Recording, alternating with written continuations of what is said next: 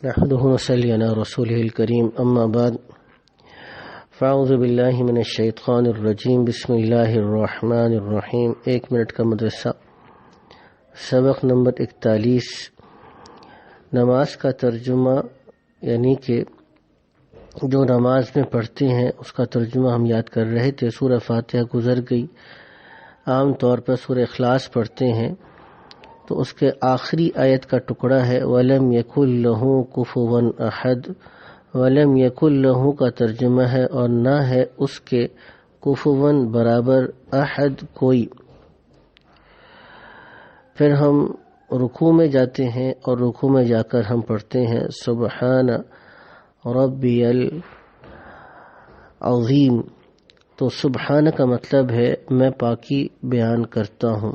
نماز کی سنت قاعدہ میں، یعنی جب ہم التحیات کی شکل میں بیٹھتے ہیں یا سجدوں کے درمیان بیٹھتے ہیں تو اس کو سجدوں کے درمیان میں بیٹھنے کو قاعدہ کہتے ہیں۔ تو قاعدہ میں داہنے پیر کو، یعنی اپنے جو رائٹ آپ کا پیر ہے اس کو کھڑا رکھنا اور بائیں پیر یعنی لیفٹ پیر کو بچھا کر اس پر بیٹھنا اور پیر کی انگلیوں کو قبلے کی طرف رکھنا، دونوں ہاتھوں کو رانوں پر رکھنا۔ تشہد میں اشہد اللہ الہ الا اللہ پر شہادت کی انگلی کو اٹھانا اور الا اللہ پر شہادت کی انگلی کو جھکا دینا۔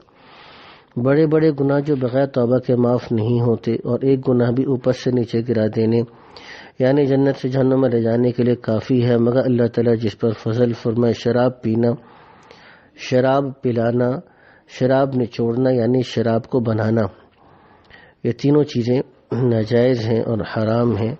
گناہ کے نقصانات جو دنیا پیش آتے ہیں، حضور صلی اللہ علیہ وسلم کا ارشاد ہے کہ جب اللہ سبحانہ تعالیٰ بندوں سے گناہوں کا انتقام لینا چاہتے ہیں تو بچے بکثرت مرتے ہیں اور عورتیں بانجھ ہو جاتی ہیں۔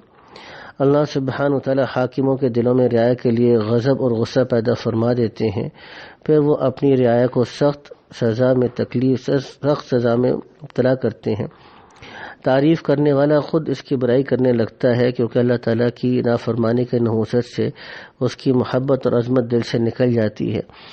اطاعت کے فائدے جو دنیا ملتے ہیں، آخرت میں دین کی صورت مثالی لباس کی ہے۔ پس جو شخص چاہے کہ اسے جنت میں خوب عمدہ لباس ملے، وہ دین اور تقوی کو مضبوط پکڑے۔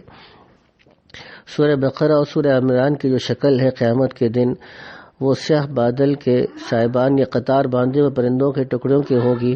پس جو شخص چاہے کہ قیامت کے دن سائے میں ہو تو ان صورتوں کی تلاوت کیا کرے۔